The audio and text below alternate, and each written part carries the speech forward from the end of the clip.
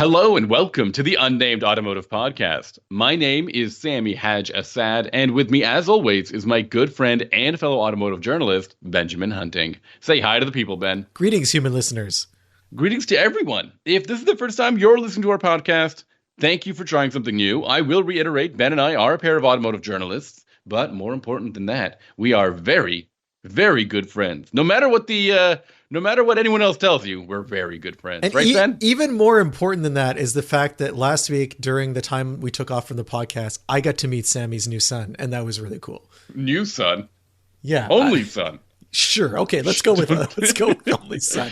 Ben, your work can be found all over the internet because I think a lot of people love to see what you've been up to lately. Why don't you tell them? Give them a scoop. Give them point them in the right direction. Sure, you could find my work at Motor Trend, at Car and Driver, and at Inside Hook. And if you're interested in stuff that isn't car related, I currently have a Kickstarter going on for the second issue of my Dead Air comic book, which is 90s college radio sci-fi with a soundtrack that asks the question, what if one day a year you could talk to the dead? And you could find that at deadaircomic.com. We have all sorts of issues left available for everybody. If you already have issue 1, you're looking for issue 2, it's there. If you don't have any issues, you can get them both at the same time. I know a lot of people have supported us already from the podcast, and I very much appreciate it. You say that it's not car related, but there's definitely, I think I've seen a car in the comics. There's a truck on the cover. Yeah. For those who have read the book, the first issue has a truck that is actually the first truck I ever owned that my co-creator and artist colleague Joe Ng drew. It's not the same color, but it's the same pickups, like an 86 F-150. And that's what I was driving in the 90s when I was in, I guess, kind of college. That's so vague. Great. Well, Quebec's different. It's a long story, I know. I don't want to get into what makes Quebec College different, but suffice it to say, it's not the same. And you can find my work, in case you were wondering. I have no comic book or anything extracurricular worth mentioning, but he does have a son, though, which is a huge extracurricular. Some might argue a 24/7 extracurricular. Yeah, for multiple years, of course.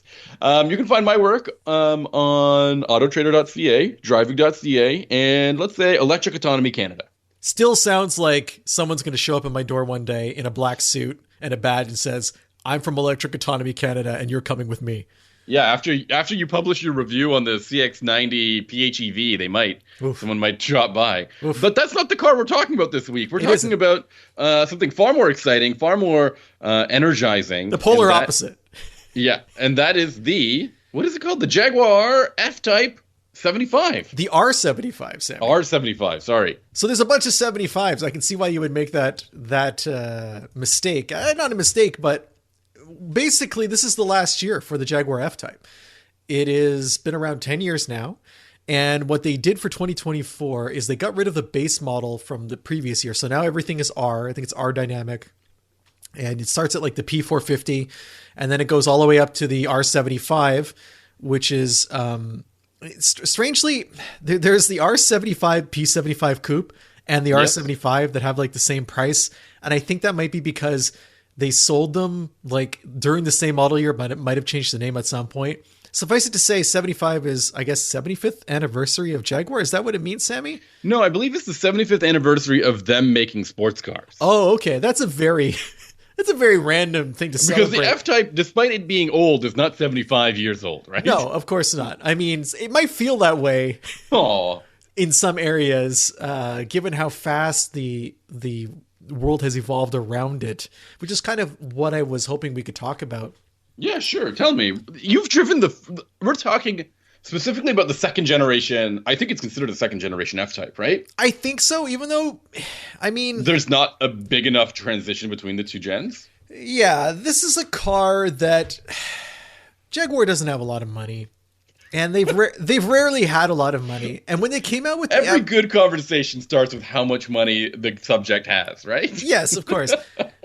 When the F-Type came out, it was kind of a minor miracle because Jaguar had not really built a sports car in a long time. They had built the XK, right? Which was a Grand Tourer, right? A big Grand Touring car. And that car had been on the market for a long time, as is the case with Jaguar, where they tend to have their designs last a little bit longer than other European luxury brands. Mm-hmm. And so the F-Type came out And it was interesting because it wasn't as big as the XK, but it wasn't necessarily small and nimble. It was kind of in the middle. It was like a 911 fighter, I think is the best way you could put it, or maybe a Corvette fighter. Yeah, okay. With more luxury. I would have put it somewhere near a top trim Cayman kind of car.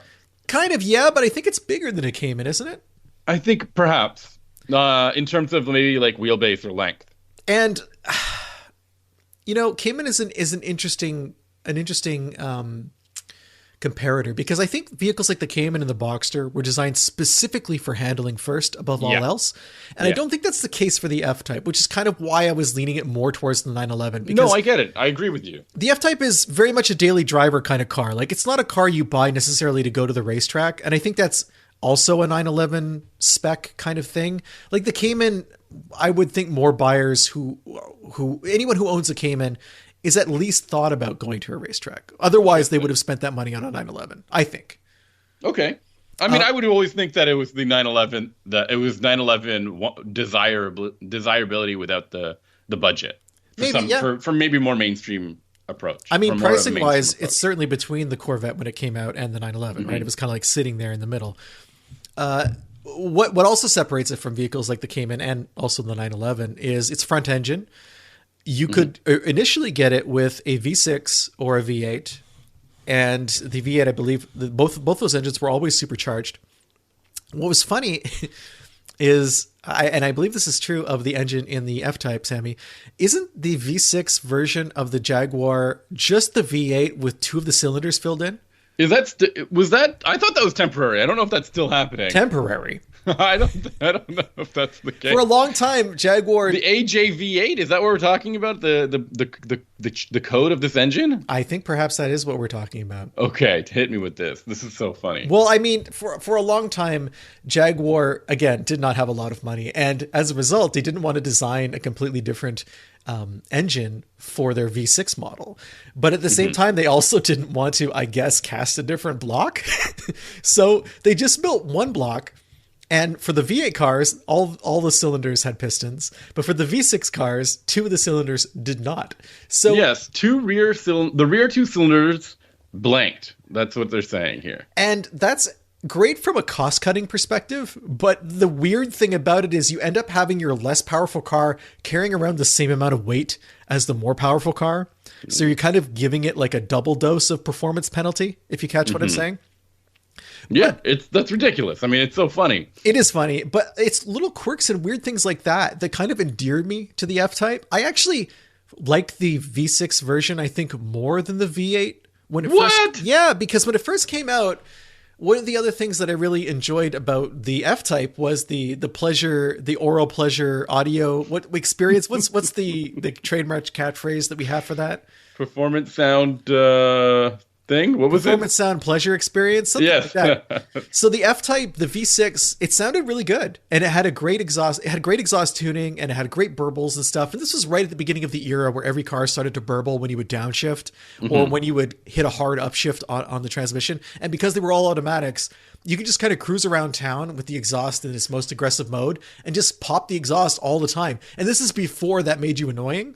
Like, when we liked it. Now we hate it. Now everyone's doing it. Now we hate it. Just every car just popping and banging everywhere. And I think the reason why we hate it is because there are now so many 4-cylinder cars that do that. Yeah. And they objectively sound the worst at it. There are like a few that are okay, but in general, it's not something I want to hear or to be subjected to. Well, you get this buzzy sound and then suddenly a bunch of popping and you're like, what on earth just happened? Yeah. It's like firecrackers. It's very much like firecrackers. So agreed. I thought it was a lot of fun when the car came out. I enjoyed it. It looked good. It's the example I still use today when I'm talking about body shape and pedestrian safety, where if you look at the change in cars over the last 20 years, when North American automakers began to realize that if they wanted to sell cars in Europe, they had to start meeting pedestrian safety regulations.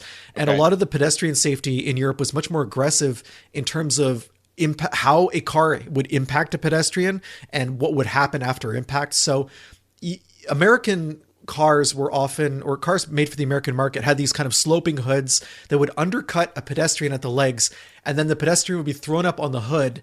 And when someone who's walking gets hit by a car and is thrown on the hood, that's generally when the most damage is made, when their head impacts against that metal. Okay. So the European regulations required much flatter and taller hoods, so that when someone was hit, they wouldn't be pushed onto the hood, they would be pushed away, or their head would not make contact with wouldn't be wedged in such a way where it would make contact with the metal. So you started to see cars that came out that were awkward looking, in the sense that their front ends were kind of snubbed. The grills were taller.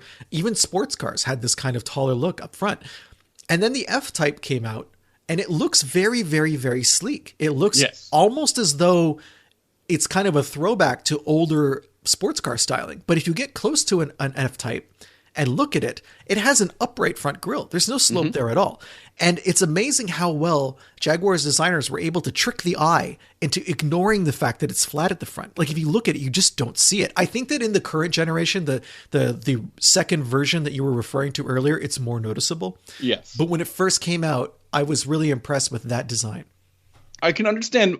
First of all, the second generation, it just has a way bigger grille, and I think that exaggerates that upright, sort of behavior. But one of the things you're really drilling in on with the F-Type when it came out back in 2013 is that I think it was a very attractive car. I still think it's a very attractive car, and I think it's one of the things that just really stand out about the model altogether. Yeah, it was a gorgeous car, and nothing against the 911 of that time. I'm not saying it was an unattractive car, but I don't think it was necessarily graceful or beautiful in the same way. And I think that really helped draw a lot of eyes towards Jaguar in that moment. Yeah, I think that's fair. And it's also worth mentioning that a lot of people, I don't know if a lot of people, maybe the marketing suggested that this would be this was the spiritual successor to the famous E-Type, which is sort of known as an iconic or one of the most well-designed cars or most attractive cars. Definitely a beautiful car. But it's always funny to talk about that because it's not, like I said, it's not their last coupe, right? Or it's not the only coupe they've made. They've had the XK before that. But, maybe that just really didn't hit the mark the way this F-Type did in terms of this just being something sleeker, right? And the other thing, too, when you're comparing the XK and the F-Type, is the XK was not available with a V6. It was 8 only. Yeah, this is the first. Well, and the previous model, the 12 in the 90s and the 80s. So this was the first time Jaguar had come out with like a family of sports cars where you could theoretically buy one and then upgrade later if you wanted to. And they expanded that family a few years after the launch with the 4-cylinder version. And they also added a manual transmission. Did we get the 4-cylinder in North America? I believe we did. Yeah, we did. I see them for sale from time to time. I don't remember driving one. Is that strange? It's not strange. I feel like I've driven all kinds of V8s and 6-cylinders and manuals and automatics and all-wheel drives and rear-wheel drives, but not a 4-cylinder. No, what I can't remember is whether the six-speed was available with the 4-cylinder and the V6 or just the V6. I think it was just the 6. So this is, again... And that was late, too, if I remember. It was quite late. I want to say 2016 or 2017, maybe. Mm-hmm. What I also remember about the manual transmission, and this is very rare for me, the F-Type is one of the few cars where I enjoyed it more with the automatic. Nah. Because... you say this about some cars, and I'm always like, I don't think so. Well... for me, it was a sound or a performance sound pleasure thing because it just doesn't sound the same in terms of exhaust level. Yeah, and because the automatic played games with the engine in some way. Right? Yeah, I talked to some engineers at Jaguar and they told me that they had to retune the ECU when they put the manual transmission in, and as a result, they weren't able to do the same kind of overrun that they had with the automatic transmission. So that's so funny. It just wasn't. I guess that's funny. I mean, I get it. I totally understand. It just kind of points out how engagement as a driver is linked to more than just one thing, right? Like, well, maybe that's why so many automakers now are, when they're talking about their electric vehicles, are focusing on the audio of that vehicle because there's a connection there, right? There can be. It can definitely be your way into developing a relationship with a specific model, for sure. Interesting. Keep talking to me about this though, because the history of this car, it's been around for 10 years. 10 years. Yeah.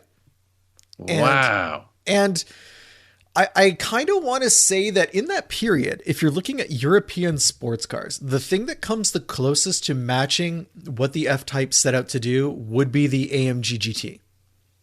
No, the AMG GT feels huge in comparison to I this. don't know.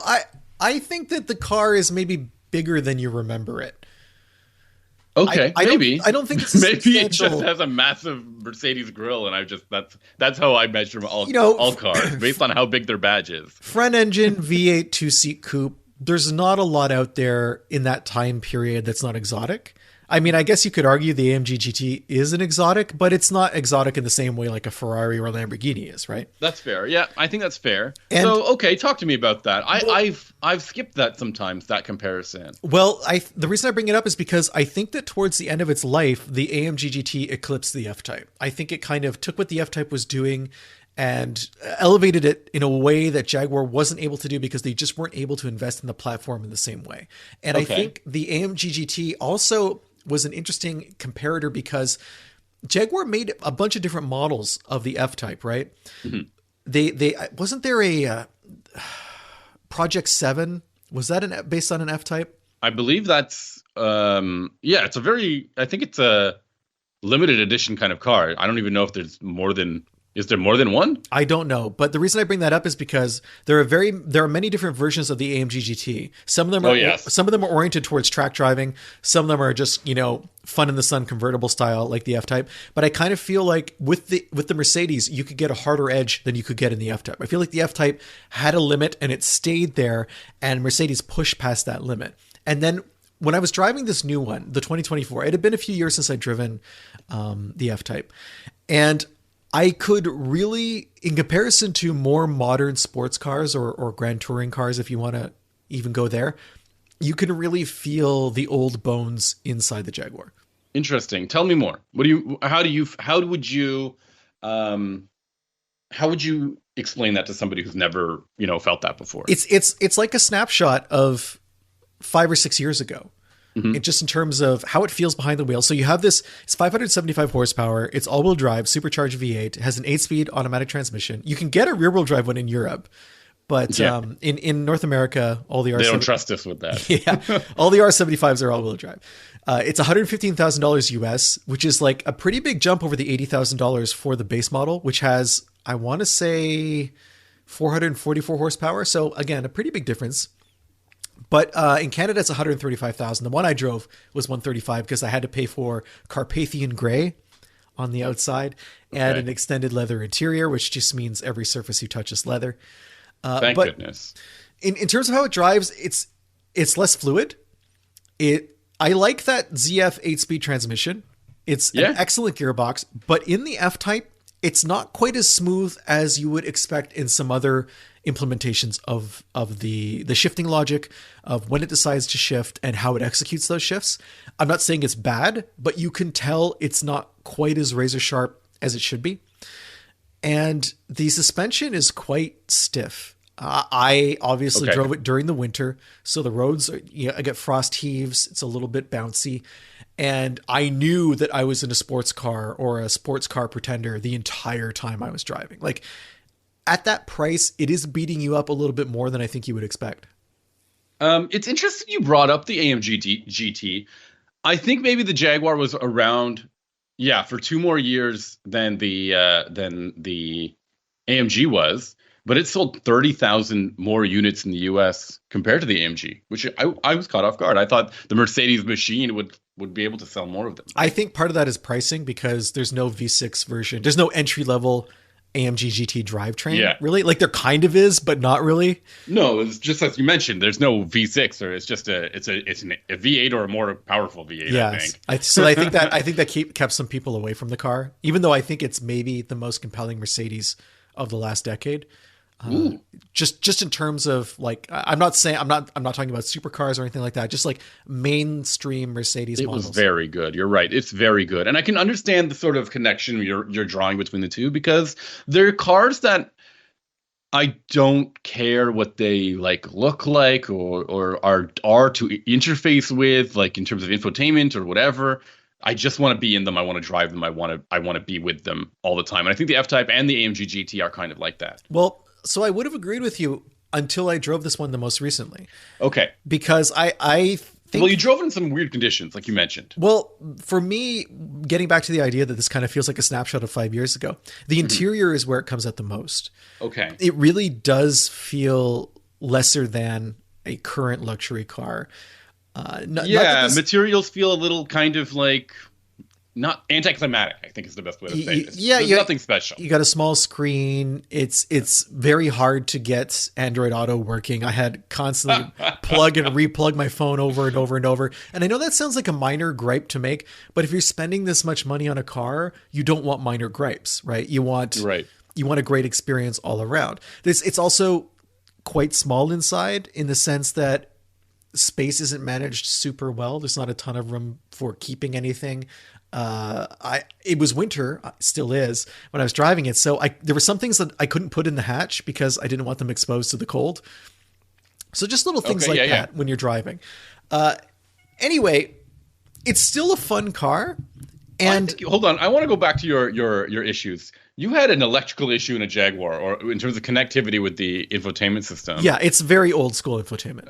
And I just laugh at that because I think this R75 model is supposed to be this commemoration, this great big moment where you're supposed to be like, yes, Jaguar, you did it. And it still has like electrical issues. So you're saying maybe it's on purpose. Yeah, it's a reminder of Jaguar. You know what I mean? And another thing that I thought was odd in terms of feature set was there was no adaptive cruise. Interesting. And I don't know if that's just because it's optional on this car, but I would state that for 135,000 Canadian, you should have that option installed, because I can get it on nearly any car costing a quarter of that price, or even 20% of that price. So that was strange. So that was another, I won't call it off-putting, but again, it puts you back in the past. It makes you feel like you're driving something that's older. But kind of balancing all that out, it is very quick. I mean, it's 3.5 seconds to 60 miles an hour. Yeah, that's crazy. I mean, that's no matter crazy for a gas-powered car too these days. That's very quick. Yeah, no matter how you slice it, that is a fast car. And I know that the Corvette is faster, the 911 is faster, but really, do you need to be faster than that? I don't really think you do. No. And the other thing that it has going in its favor is, as we were talking about earlier, it still looks really good, even if not quite as eye-catching as the original when it first came out. But I get a lot of attention in this car, and whether it was pedestrians kind of stopping and slowing to watch me drive by, or other drivers smiling or whatnot, because it's a little less common than a 911, it does get more attention. People don't necessarily know what it is. They just see it and they instantly know that it is something special. And I think that that's difficult to design into any kind of vehicle. And I think Jaguar really achieved that with the F-Type. Or they hear it and they know it's something special. No, I mean, even if I was driving quietly, people were still, because I don't know if people associate noise with special, because there's, like we were talking about, there's so many. Yeah, everybody's modified their BMW to do it. Exactly. So that's fair. We're used to hearing that now, but we're not used to seeing a shape like the Jaguar. But I think the engine sounds more than just the exhaust burble. Yeah. Yeah. And that's why I think it sounds great. And, personality has always been this car's calling card. And I think it's managed to maintain most of that personality throughout its entire run. And I'm sad that it's going away, because nothing like it will ever be built again. It's just not going to happen. I think that. Agreed. Yeah. Jaguar. I'm concerned about Jaguar because I don't think they've made a new product in quite some time, like an all-new product in a long time. No, they're going all electric. That's their whole thing. So I heard from somebody that they scrapped the all-electric XJ. Yes, they did. At the last second. Yeah, but it was finished. But Jaguar as a brand, if we see Jaguars in the future, they will be EV only. When we're on the subject of two-door V8 powered cars with personality, thinking about the Lexus LC. Okay. That car is maybe what the XK could have been. I feel like that's the evolution of the XK. Okay. Where it's gorgeous to look at, like next level gorgeous, sumptuous interior, V8 engine, simple driving dynamics, simple but good. And it's kind of like if Jaguar had the money to keep developing the XK, and we got an XK and an F-Type. I mean, that's, I think, maybe where we would have ended up, That would have been very difficult for them to pull off. I think they would have had to change the pricing of the vehicles entirely, because I think The XK would have to be the kind of like flag, not what would you call it? A flagship kind of coupe, right? Because then you could have Grand Tour, but you could have made a V6 F-Type and a V8 XK. Yeah, and that might have worked. Just like we had the Cayman with a smaller motor and no turbo for like a super long time. It's happening out there somewhere in the multiverse. The Jaguar verse, because where they succeeded and did not. They are not a poor, cheap company now. Because is the LC the only remaining front engine Grand Tour with personality out there? Where do the Astons not have that? Aston Martin is a whole nother level of money. Yeah, that's what I'm saying. I think that we weren't talking about money. We were talking about engine placement, and I think it's a bit of a flagship. And I think that's like a Grand Tour sometimes. It's an expensive ride. But is there another a car that's in the $100,000 mark? No, I don't know. I don't think so. Like you got to eliminate the exotics, because Lexus is, as much as they might want to think so. I mean, they've made the one exotic, yeah, and the LC is not that. The LC is something else. That's right. But the LC is an exceptional car, and I just kind of feel like, personality wise, when I look at the market, I just don't see anything else out. Now with the F-Type disappearing. Mm-hmm. And the AMG GT, I don't think currently on sale anymore. I think we're in a bit of a gap here while we wait for the new one. If that's possible? I'm not sure. Well, I mean, I think there's always something. I always think there's something. But I imagine that maybe our listeners can help us find that lost car. I mean, personality wise, like I'm not talking about performance or anything. Like that old school front engine style. Yeah, like the old Mercedes CLs. You know, like those were. I thought those were neat. They were basically two-door S-classes. We just don't really have anything stepping into that 8 Series isn't really there. It's a turbo now, right? It's everything is turbocharged on that. I don't. Is it still being sold? I don't dislike the 8 Series, but I don't think it has personality. Oof. I can't find an AMG GT for sale right now on the AMG site. I think that we're kind of in a... No, we're out. That's done. I believe, as far as I understand, the AMG GT, I think spiritually... They think that it's the new SL. Yeah. And I don't know if that's possible. I don't, I have not driven the new SL yet, so I can't say. I'm skeptical. Sorry. So just wrapping things up in the F-Type, I'm glad I got a chance to say goodbye. I am going to miss it. I don't think we'll see something like it again. And I think that's too bad. I think that there'll be a generation of drivers who will miss out on that experience. And I'm not saying that we won't get cool cars in the future. I just think that particular type of cool car has had its moment. That's fair. I think that's appropriate. Anything else you want to mention before we switch gears and talk about another car that maybe, well, I mean, I don't think it's as interesting as the F-Type, but it's definitely worth talking about. No, I think that's it for me.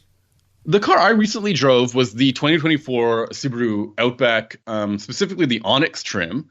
And here I'm going to be 100% honest. I have 2 Outbacks. I purchased 2 with my own money. You own 2 Outbacks at the same time? Yes, right now by accident I own 2. But I don't know what the podcast is paying you, but it's got to be way more than what it's paying me.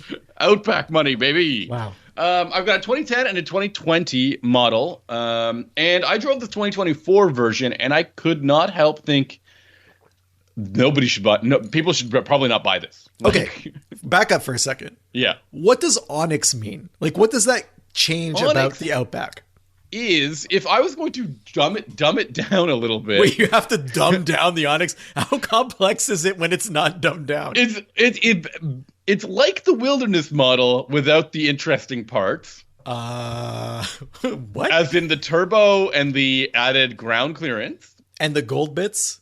And the gold bits, yeah. Please tell me. But the only funny thing is that there's also a turbo version of the Onyx Edition, which I also would not recommend. I would still not recommend. Okay, it's just that's the cheapest turbo version of the car you can get. Does the Onyx add any black to the car? Like, is that? Oh yeah. Does the name? Okay.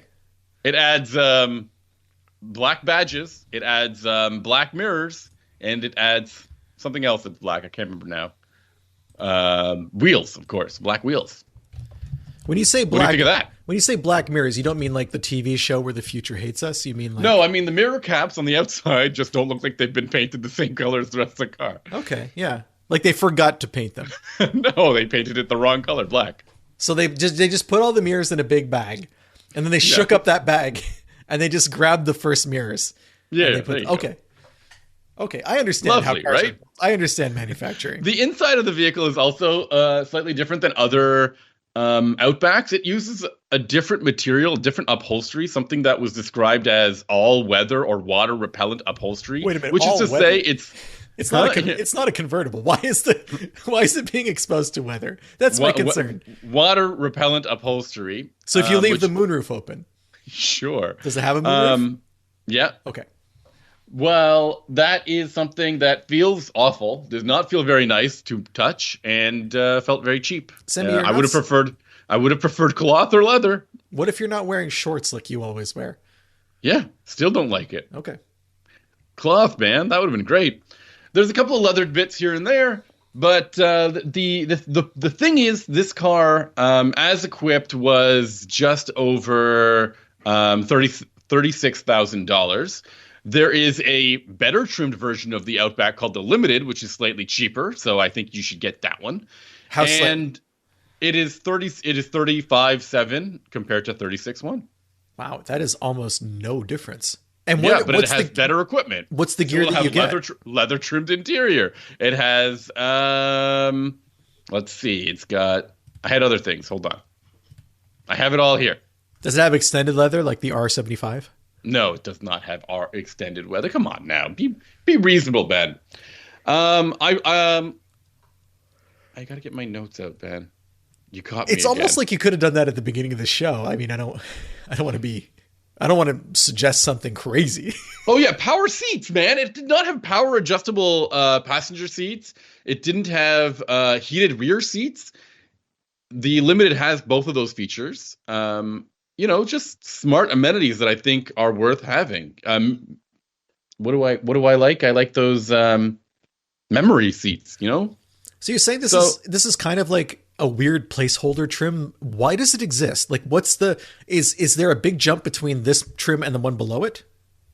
Yeah, maybe about $5,000 between those two. And what are you getting for that $5,000? Because that seems like I think you're getting a power lift gate. I think is the most important thing. You're getting the moonroof as standard. Okay, those are two fairly expensive options. Yes, so I think those are among the more important things. Bigger wheels, 18s rather than 17s. I don't know if that's enough to make me spend $5,000 when I could spend like $5,300 and get it. You can get everything else. That's way better. So if you wanted to get it, and you said the non-turbo motor is not good. Yeah, that is one of my biggest sticking points here is the turbocharged version of the latest generation Outback. That turbo motor, I think, is a must. I think if you're looking at an Outback, you should really discredit most of the non-turbo models. They're not. How much horsepower in the non-turbo model? 184. And that's a fairly. Let me double check. That's a fairly heavy vehicle, right? Yeah. It's not just is it like underpowered. It's loud. It just takes up. It just is not the fit, man. It is not what you want. How much of that do you think is CVT related? I think 100% of that. No, I don't think it's all CVT related. 182 horsepower and 176 pound-feet of torque. I need to point out that torque figure is almost identical to what I have in my 2010 Outback. Which has a manual transmission and to me feels way more responsive, obviously, than this heavy, overworked naturally aspirated 2.5 in these vehicles. It is really the lowest point of this Outback. It's one of the things that really makes it. If that's your first impression, you will come away saying, "Why on earth would anyone buy that car?" And this is one of those areas where Subaru, in the pursuit of trying to keep their fuel mileage reasonable, has kind of hit a wall, I think. Sure, and the fuel mileage was fairly decent. I got let me get it. It was 8 liters per 100 kilometers, which is what 25 miles per gallon. 25. That's not super good, but it's not awful, I suppose. Yeah. So this is me basically pleading people. If you are looking at an Outback, do not be fooled by the starting price of these things, which is apparently just under $30,000. So that's 29 miles per gallon. I was wrong, okay. Which is pretty decent. That is much better. Yeah. The starting price of these things, according to Subaru, which is advertised everywhere, is $28,800. Ignore that. Ignore that entirely. You have to at least consider the $40,000 turbocharged versions of this car. 40. Yeah. That's 39 39,000 is the Onyx Edition XT, and so much of my problems with the vehicle would be solved if it had a turbocharged motor. But that's a $10,000 difference. Yeah, man. That's a lot of money to ask someone to, like, I think. But the wilderness is $600 more than that. But what I'm saying though is that's the cheapest way to get turbo. Yeah. So you have to spend $10,000. Yeah, that's what. So this is where I'm coming from. What I bought is a 2010, and I bought that because 2020. It's sorry, a 2020. Yeah, I did buy a 2010, but I also bought a recently. I bought a 2020, and the main reason I bought that is because it had the turbocharged engine. It was the latest generation vehicle, and it has most of the features that I was really looking forward to, which is heated seats, heated steering wheel, Android Auto, navigation, and I think that was it. Now, counterpoint though. Yes. When you're saying don't buy the base engine in the Outback, buy the turbo instead, and then you say it has a $10,000 price tag to get that, I think what you're really telling people is don't buy the Outback, buy a competitor. I'm telling people don't buy a new one. I think you can save so much money by buying a used version like I did. I think that's very clever. I think it's smart. But if you're worried about warranties or longevity or resale value or leasing or something like that, so what would you say is a better choice for someone at that $30,000 mark? Now the tough point is that $30,000 mark, because at that price point you're almost stuck to compact crossovers, which sometimes just don't feel as spacious as the Outback, especially in terms of cargo space. So like RAV4, maybe. Especially if you get the hybrid model, you'll be really impressed with that. And I don't think those ones. I think those ones are about $30,000. And then Sportage is among my favorite vehicles in this class. Let me double check the price on that, because I do think it's somewhere in the $30,000 mark. Sorry, not Sportage. Sorrento is what I was thinking. Yeah, Sorrento is definitely similarly sized. Is the one that I'm thinking of. And you can get a 3-row. It starts at around 30. Yeah, it starts around 32,000. Not only can you get a 3-row, you can get a turbocharged model, I believe, or I think it comes standard with the turbo. It comes with a hybrid. You can get a plug-in hybrid version of it. There's so many more options with that vehicle. Is all-wheel drive standard at that price point? Let me double check. Because I would say if you want to evade the penalty that comes with that entry-level Subaru motor, going to the Sorrento gives you, I mean, similar interior size, if not a little bit bigger, because you have that 3rd row available, but you're not going to be losing out on cargo or anything like that. No, so at that $32,000 mark, it just comes with a 2.5 liter 4-cylinder engine, which is really wimpy sounding, 191 horsepower. You probably want to get into the, let me see which one I would recommend. Oh yeah, all of these ones. Holy cow, that's so much horsepower. So much horsepower. What is it? The EX, which is $37,000. Yeah, but now you're at the same price as the turbo. But this thing has a 2.5 turbo. It's got a dual clutch transmission, 281 horsepower. I think 311 pound-feet of torque. I think this is just kind of underscoring your point that it's hard to find something at that $30,000 level. Yeah. That's it. I think a while back I talked about the Atlas Cross Sport, which is huge, like absolutely a massive vehicle, and uses a turbocharged 2-liter 4-cylinder, and it felt pretty good. That would have been space-wise, that would have been a really worthy competitor, but I think it's very expensive as well. And then one other model that's worth pointing out in this class is really long in the tooth is the Honda Passport. Has all the space that you would want in a vehicle in this class, and it uses a naturally aspirated V6, so you don't have to worry about the turbocharged doodads or the CVTs or anything like that. And I think it's the last year for this model, right?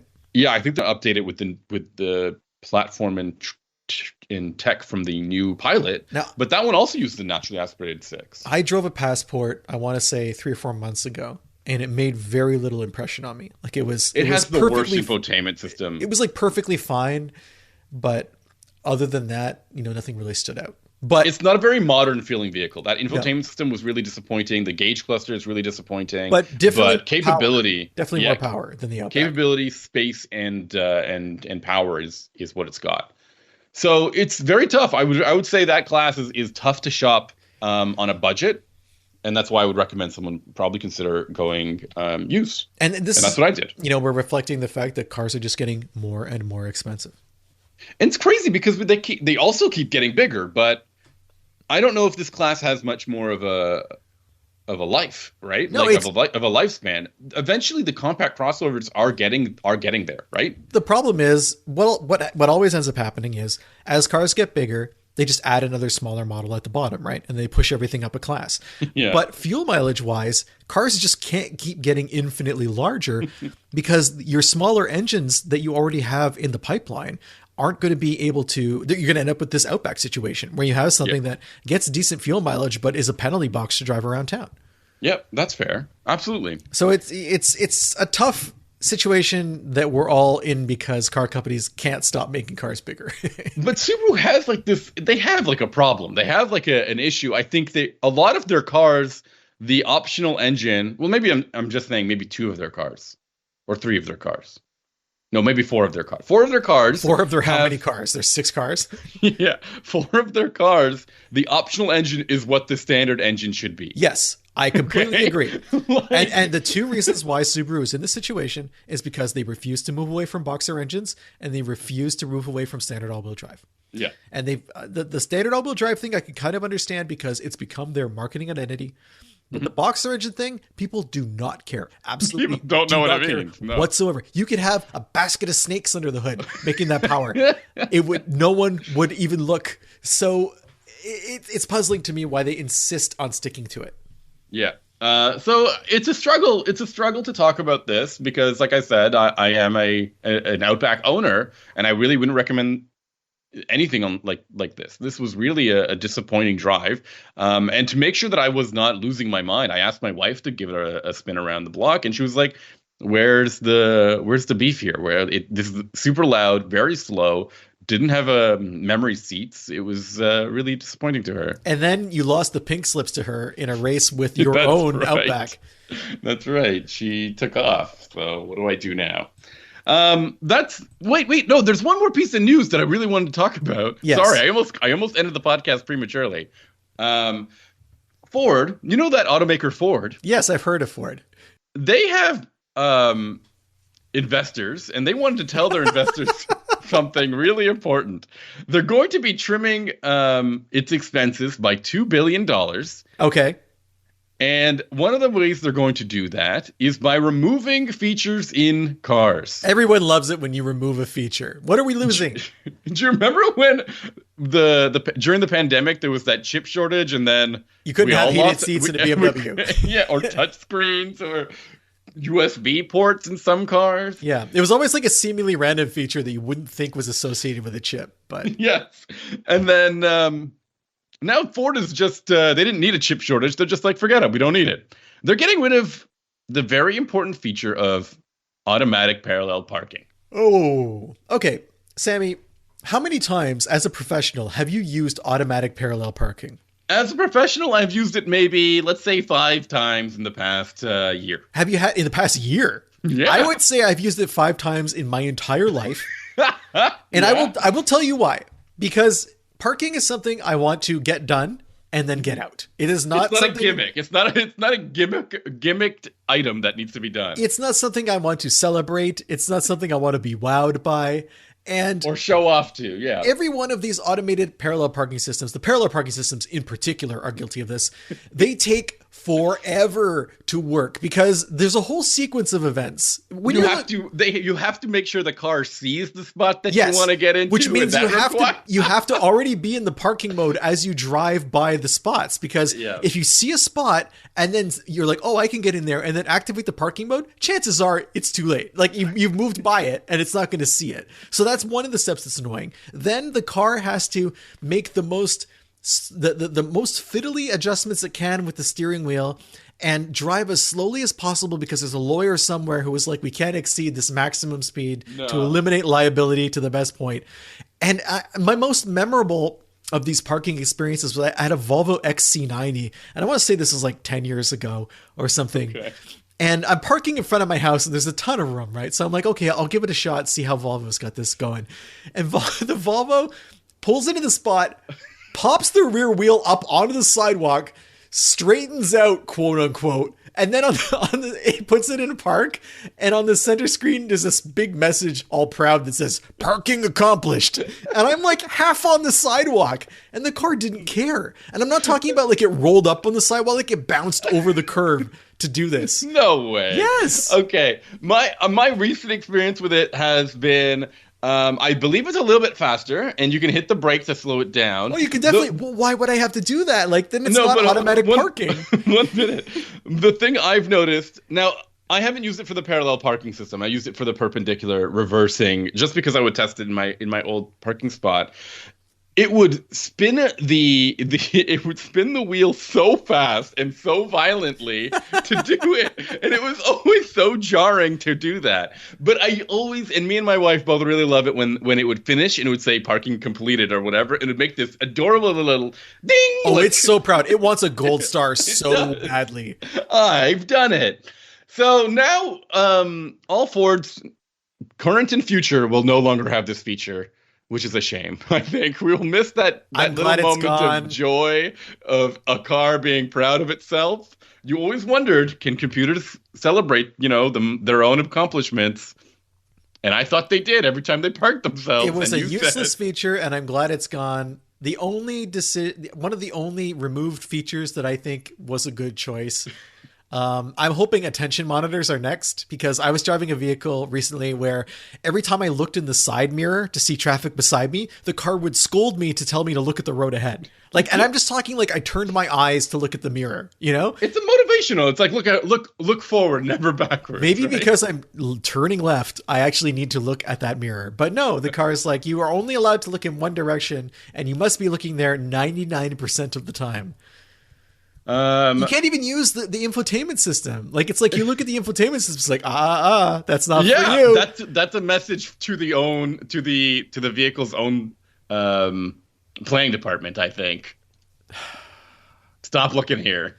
Make this better. We put this here for you to look at, but if you look at it, you're so in trouble. Yes, we're gonna get you. You're gonna remove a gold star. You're gonna go home. It's gonna be a gold star off your wall. Just gone. Who decided there were gonna be gold stars? Well, gold is stars are made of gold, Sammy. You didn't know that. Are they? Sammy, what is your gas? My question, what's your degree in? I'm looking at it right now. It says media studies. Media studies, not star studies, right? No, not star. Or astronomy. Star chemistry. Star Academy. I'll have you know that I graduated from Star Academy. I'm sure you did. And the first thing I learned there is that stars are made of gold and sometimes silver. That's how you get the shimmer, really. That's right. Ben, what are we going to tell people now? We're going to tell them where they can find our latest work and how to get in touch with us. Not our latest work, but maybe how to get in touch with us. Yeah, sure. Head on over to our website, unnamedautomotivepodcast.com. I'm going to say that a little bit clearer because apparently I had some peanut butter before the podcast. Unnamedautomotivepodcast.com. You hit that, and you'll see all of our previous episodes. You'll see ways to get in touch with us, a contact form. You just fill that out and it lands in our inbox, and we love to hear from you guys. We've got a couple of great questions that we'll bring up maybe next week, and there's also ways to subscribe to the podcast on the website. A bunch of buttons, you click them, and you'll just jump into a podcatcher, and bam, you're subscribed. Another way to get in touch with us, though, is to email us the old-fashioned way. It's benjamin@benjaminhunting.com, and then you can reach out to us on social media. You can find Ben on Instagram. He's @HuntingBenjamin. And you can find me on Twitter or X or whatever it's called now. I'm @Sammy_ha, like you're laughing. And Sammy, what are we going to be talking about next week? I believe I've just driven a car that's under embargo, and I don't think the embargo will be up until actually after the next week's episode. So let's say I'm going to talk about the Toyota Prius. Okay, just the normal Prius? Yeah, I think so. All right. I'm going to be talking about either the Mazda CX-90 PHEV, which was an experience, or the Ioniq 5 rear-wheel drive, which I'm actually having a blast with right now, booting around on snow-covered back roads. There you go. Okay. I'm looking forward to hearing from you about those. All right. Thank you for listening, everybody. See ya.